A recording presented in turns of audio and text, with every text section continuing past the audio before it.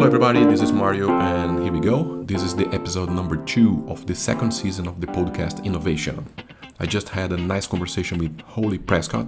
She's a career guidance practitioner specializing in working with postgraduate researchers. She's based at the University of Birmingham in the UK.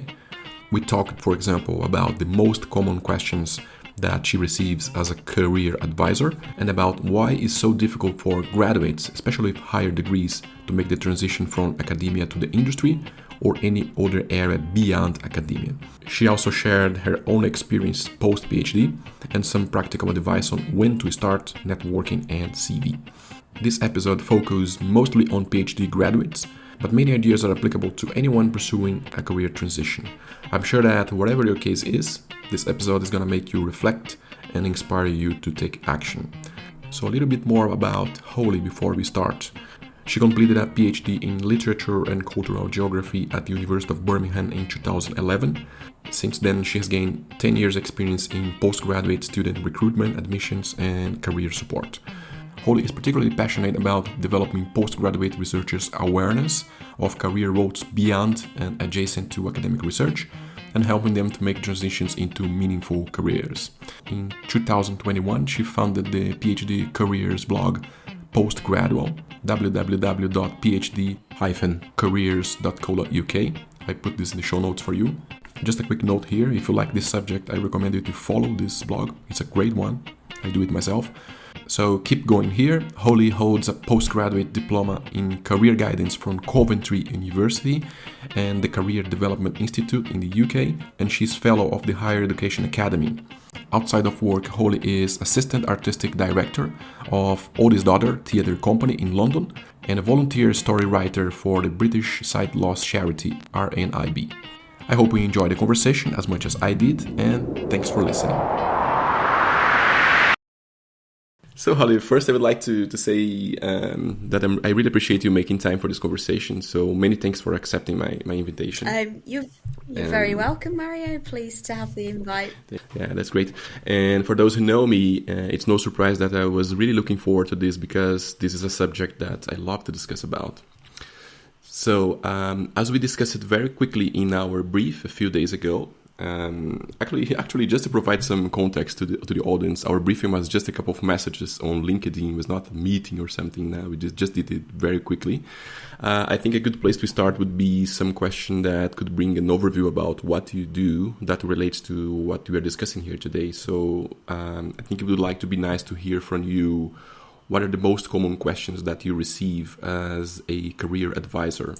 Absolutely, yeah, good place to start. So I'm a careers advisor in the UK and I specialise in working with postgraduate researchers, so majority people who have been doing a PhD or a doctorate.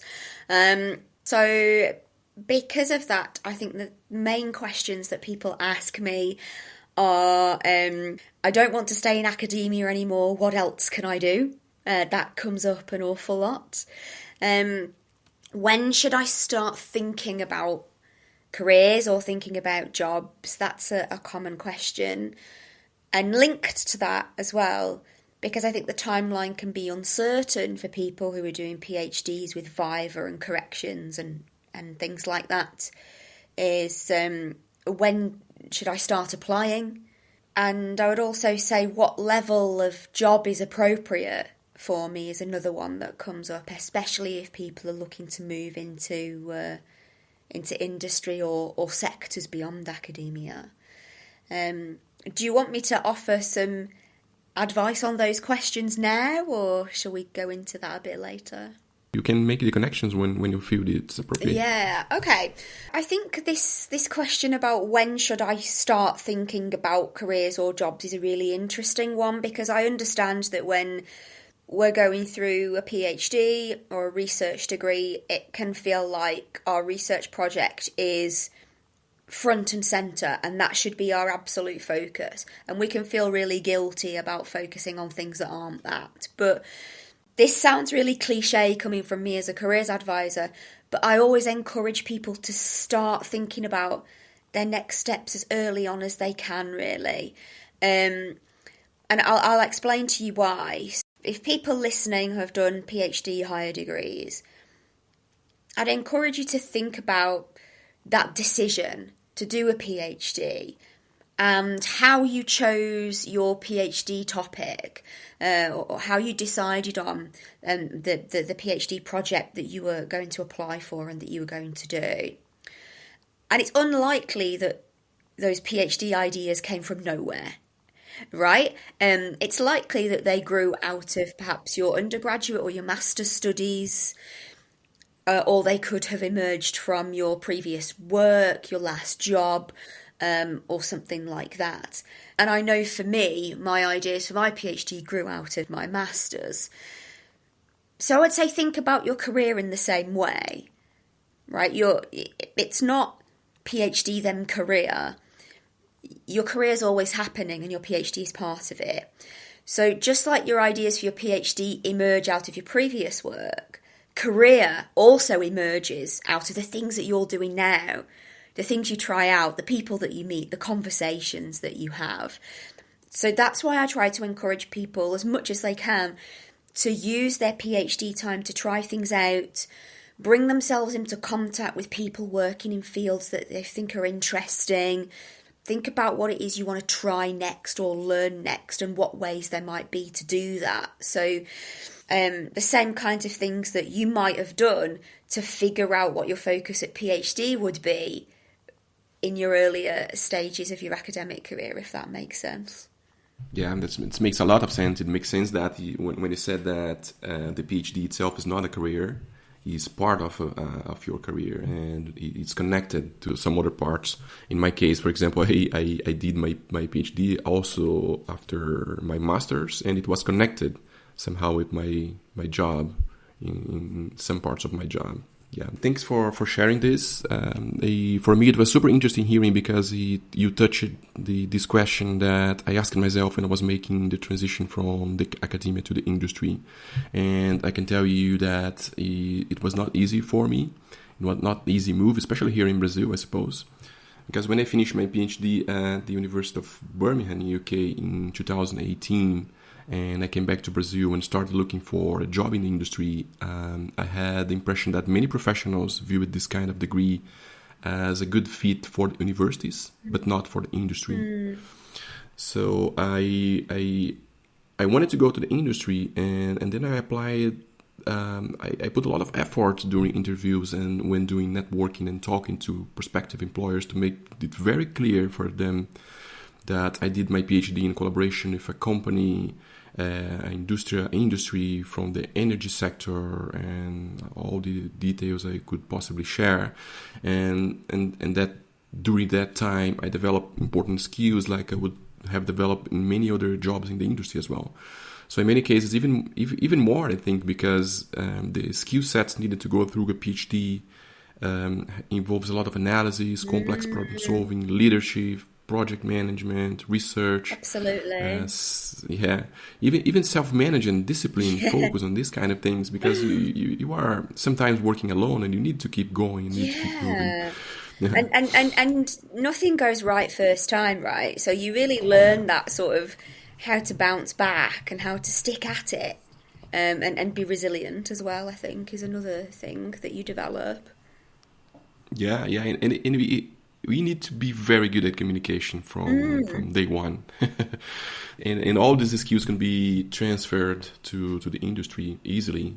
And so after working some years at the university, when I came back, teaching and leading some open innovation projects in collaboration with the industry, I built a strong network and ended up going to the industry. So I'm working with research and development now, and innovation as well in the energy sector here in Brazil. Okay. And the interesting thing, Holly, is that part of what I work today is pretty like what I was doing during my PhD. So this shows that, in fact, professionals with a PhD can really add value to the business. So it took me some time to get there, but I think I feel that I can add a lot of value in this position now.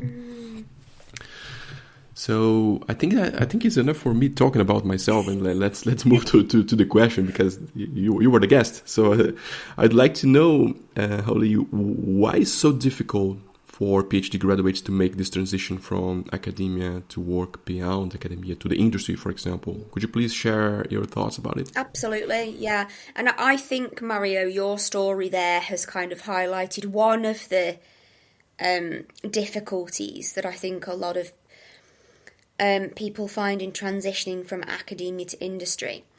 And that's actually having the time during your PhD or during your academic career to get to grips with understanding how industry works and to build the contacts. Because what I think is really interesting about what you talked about there, Mario, went to work in a university initially, but you really used that as a springboard.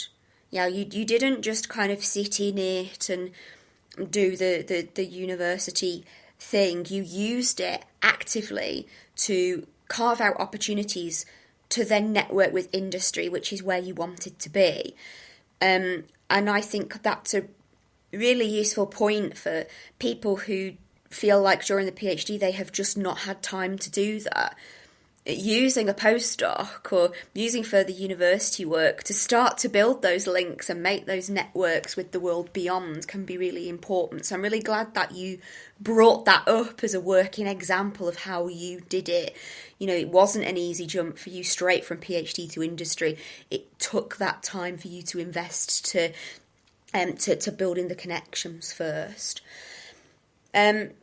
But something else I think that goes on here, which is why it's not easy for people sometimes to make the transition from academia to industry, is I think there are aspects of fear almost like on both sides.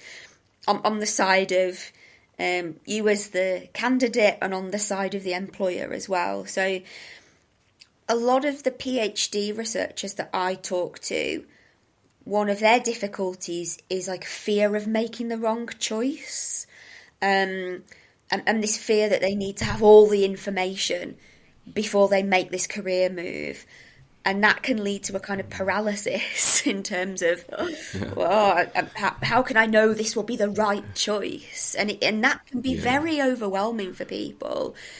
But the truth, I would say, is that you can only really uncover the full field of options that are there for you in industry once you're in it. There are some jobs you would never know exist if you were on the outside looking in. So I'd just say, remember, your transition from academia to industry doesn't end with your first job. Yeah? You don't have to solve your entire career with your first industry job. You can use it as a way of getting in, surveying the scene, orienting yourself, and then thinking about where you want to be longer term. It doesn't have to be a forever role. So, for example, if you use your specialism or your research background to get into a more research-focused role, then perhaps you can survey the scene and eventually move into management or innovation or sales or something like that. So that's the fear on your behalf as the candidate. But I think there can be a fear on behalf of the employer as well. I think some employers in some companies have a good track record of hiring people with a higher degree. They've usually done a doctorate themselves, so they understand what's involved. Others don't have that track record and may not understand what a PhD or a higher degree comprises. So they might have this fear that, if someone's done a PhD, they want to be an academic, right? And if they come to work for me, they're going to leave as soon as an academic job comes up. So they might be afraid that you've got other options and that you wouldn't stay in the role that they're offering for very long. So on this behalf, it's all about being convincing and putting together a convincing case that you are a person who is able to solve their problems for them, and that this move you're making from academia to whatever industry it is a conscious career choice for you, and you're able to tell that story convincingly to them. And to do that, I think this kind of networking that you did, Mario, is really important because it helps you to kind of learn the language of industry. How do they talk about what they do? Exactly. Yeah. Because I think our default, when we come out of a PhD, our default style of communication is academic communication and presenting ourselves as a subject matter expert. So whereas in academia it's subject matter expertise and being smart that really matters, in industry it's who can help the most, who can help the company achieve what it wants to achieve. And it's being able to adjust your communication style from the former of those to the latter, that I think is one of the most powerful things that I've worked on with people and can help them overcome this almost this kind of mismatch of communication that happens between people coming out of academia and that crossover into industry. That's awesome, Holly. It's really nice to see you're talking about this because it gives a nice view about both sides. I think is what was really interesting, the way you say that. So thanks for sharing this. And I'm sure this is going to help a lot of professionals out there because in making this movement, and I can say it myself, from academia to industry, is really challenging. And now I would like to ask you, where someone pursuing this kind of transitions from academia to not exactly in the industry, but beyond academia should start. And here it is important to make it clear that there is, as I said before, there's nothing wrong with the academic career. No. It's just that there are other options for PhD graduates, right? So what do you say about this, where to start? Yeah, absolutely. So I think you've got to... There are two starting points. There's a starting point that starts with you and what you like and what you have to offer. And there's a starting point that starts with the options and what's out there.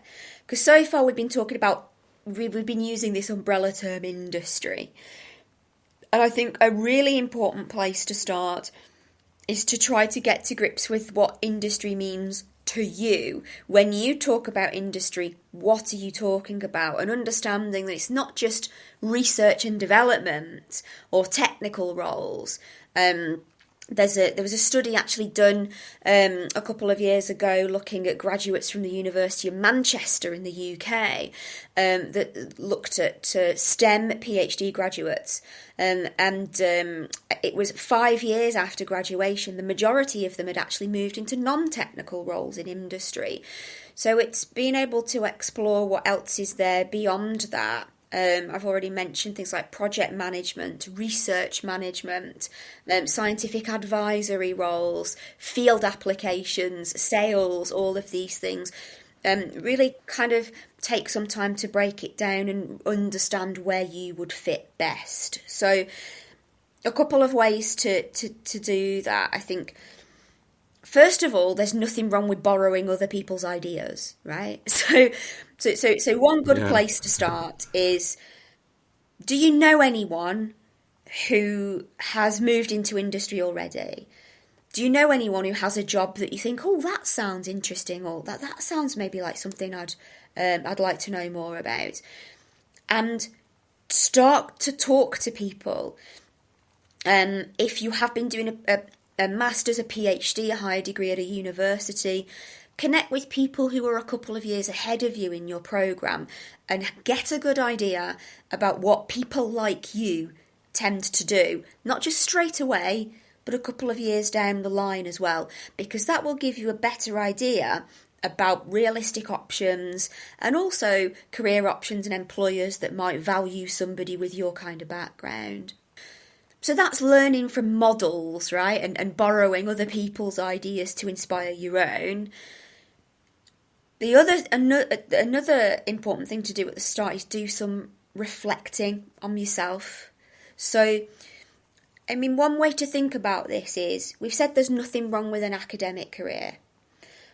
And there's absolutely not. But when you break it down, working in academia isn't really just one type of work. It's a lot of kinds of work mixed together. So just think about the things that you've done day to day in academia. You'll have done things like analysing data, designing experiments, technical writing, presenting, managing other people, using lab techniques, teaching, mentoring. It's a huge list of things you've actually done. So then, and also think about the things around the edges of your academic work as well that you've enjoyed. And then think about what are the bits in that kind of academic work package that you enjoyed the most, that you want to do more often, more of the time. And then start to think about, well, what options in industry could give you the opportunity to do more of those things you like more of the time, is one way of thinking about it. But then I would also say, don't get stuck in your own head about it. Talk to people you know, get other people's perspectives on what they think your strengths are and what they think your personality is. And that helps you to get some good perspectives on not just what you can do with a PhD in industry, but actually what you want to do and what would suit you. Sorry, my microphone was on mute, sorry. I thought I'd lost you there for a second. Yeah.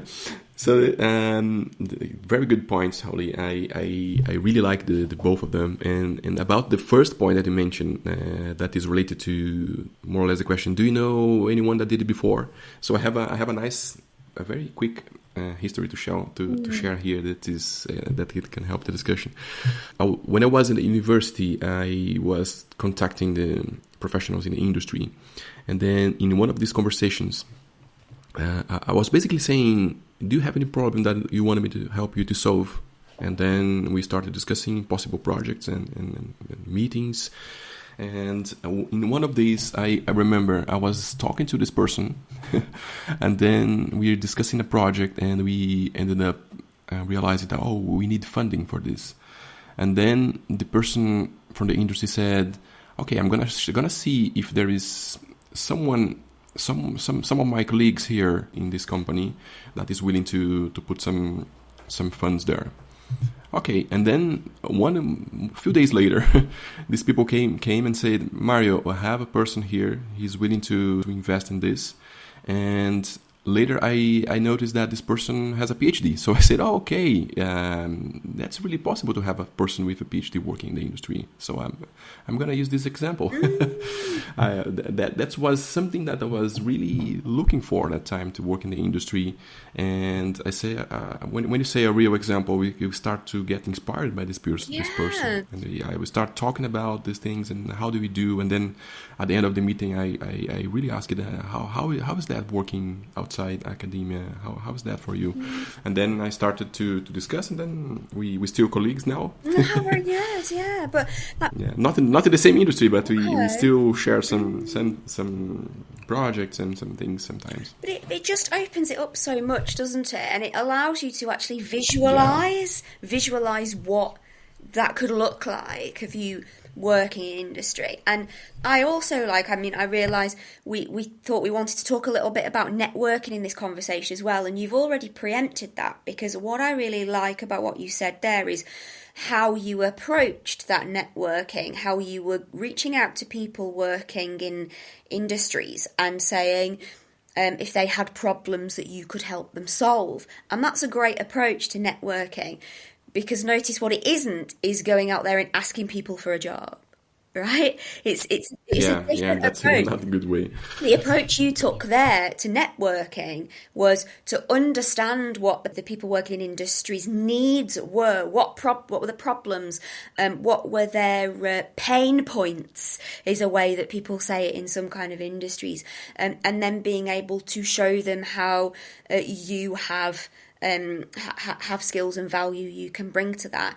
And I think that's why going about networking, both from that perspective and also from the perspective of curiosity, like you did here with this other person who had a PhD, just to learn about what other people are doing in industry, what their companies are about.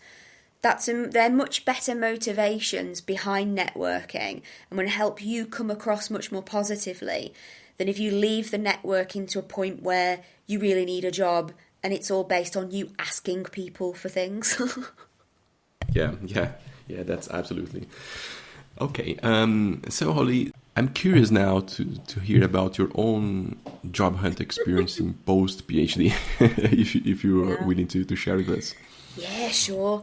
So just to give you a perspective on that, so I finished my PhD in 2011.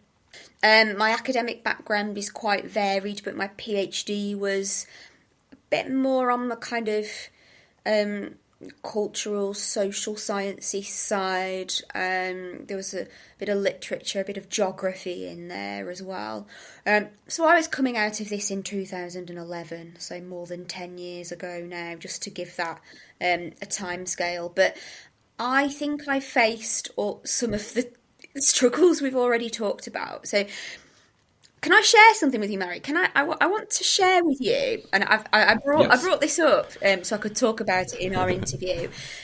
I brought up an email from 11 years ago that I got in response to an interview that I went for. So I knew quite early on in my PhD I didn't want to stay in traditional academic research or teaching. There were things I enjoyed about those things, but I had a lot of other interests. I was very interested in things like training, development, but also in the arts as well.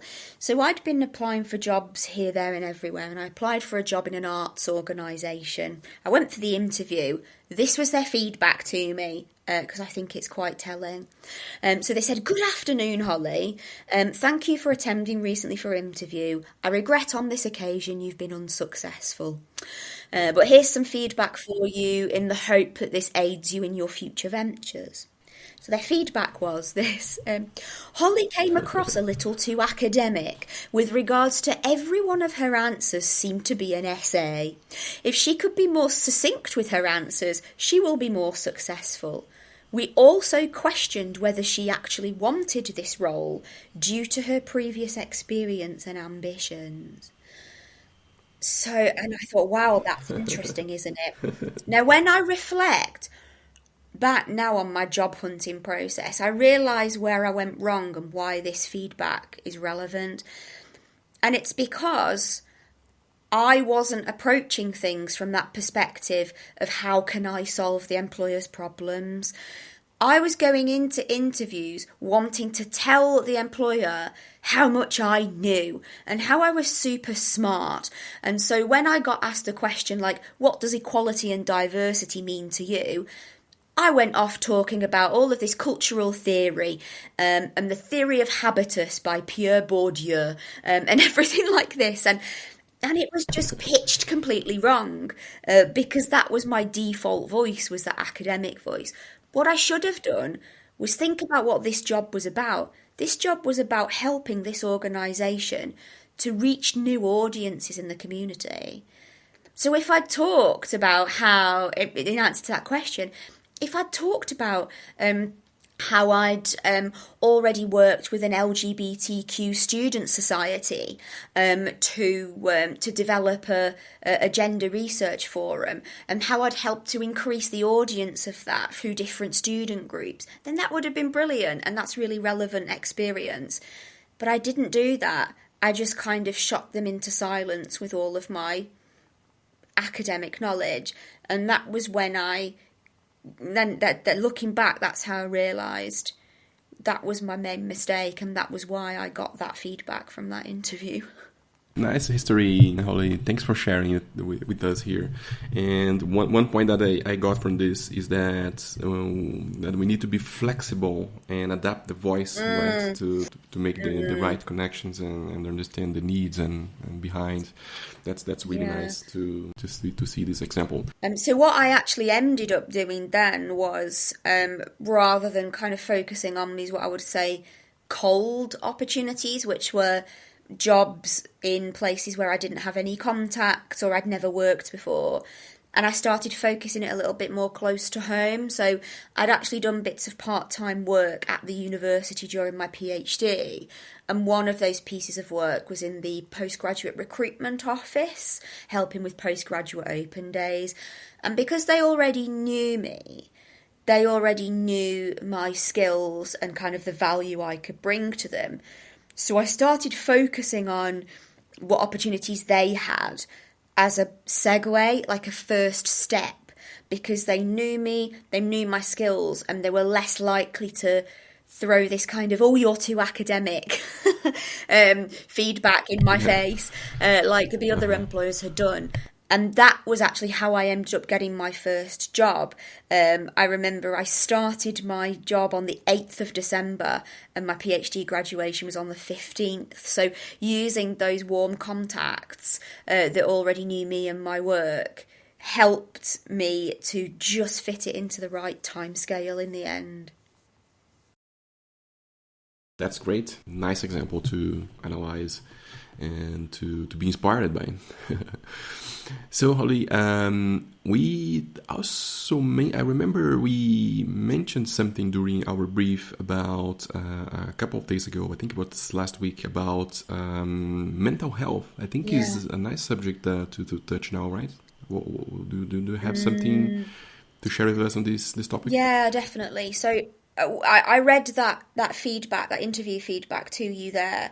I can't remember how many interviews I'd had by that point because they all blurred into one. It might have been 10, 15, maybe 20. I can't actually remember. And the fact that I was doing this, I didn't want to be an academic, but I was still coming across as one, and that was making people doubt my motivations. I realised that was the problem now, and that I could change the way that I came across. I could adapt that, as we've said. But at the time, I don't think I saw that. And all that dominated my thoughts was, well, up until now, I've been a high achiever. I've been someone that people have picked out as, carrying on to PhD and being smart and doing all of this. And then I thought, but now it's coming to finding a job. Am I going to amount to nothing? Which sounds dramatic, but it was this rejection. I wasn't used to it, and it was a very vulnerable time, and I was really worried that after all that I'd invested in my academic development, where was I going to amount to in the end? And it was quite hard, and it's difficult not to take things personally. And the more ground down I was getting by that, the more I think it actually came across in interviews. I remember one interview I had where I felt really deflated by everything, and I really think that negativity came across. So it was like a spiral. The more jobs I didn't get, the more disheartened I got. That came across in the interview. So then I didn't get the jobs, and it was just this kind of, like we say, kind of mental health spiral, really. And what helped me the most, I think, was making sure I had a good support network around me, making sure I knew it wasn't just me, and making sure I knew that bringing myself around and thinking this is not a rejection of me, this is a rejection of my presentation, and I can change my presentation. That's a nice way to see it. It's not you. Is the way you did it. It's not the way. It's, and it's I don't know if it's not you. It's weird to say, but something that ended up really helping, of all things, is I actually used to do stand-up comedy, and stand-up comedy, standing up on a stage and telling jokes, is a very vulnerable experience. But in that, I was able to tell myself, well, if people don't laugh, it's not that they don't like you, it's that they don't like your material, and you can change your material. And it was applying that mindset to what I was doing with the job hunting. It's not that there's something wrong with me, it's that there's something wrong with what I'm presenting, and I can do something about that. So I just focus on that. Sure. Holly, there was some more topics here I would like to discuss, but I think we covered a lot of topics here that we planned. So I think we can wrap up here. So of the thing that we discussed, that we wanted to talk about, we talked about some advice that you already gave a lot. I think the way you explained everything, for me, it was it was really clear and put in a way that is gonna make us reflecting about this. It's gonna help a lot of professionals to go through these kind of situations. And so we talked about, for example, some practical advice, for example, how to prepare your CV and how to use social network like LinkedIn effectively. And I know that if we go to this point and really discuss it, we're going to take another episode, of course, because there is a lot to say there. Yeah. But if you wanna just share some very few, just one or two practical things that the person can do, and then we finish later. For example, how we can organize my CV to make it clear what I want, let's say, and how to use a social network, whatever you want to talk about. Yeah. Okay. I'll do a shameless plug and just say that I write about these things quite a lot on my PhD careers blog. It's www.phd-careers.co.uk, or you can Google Postgraduate PhD careers blog. So there's some advice on there.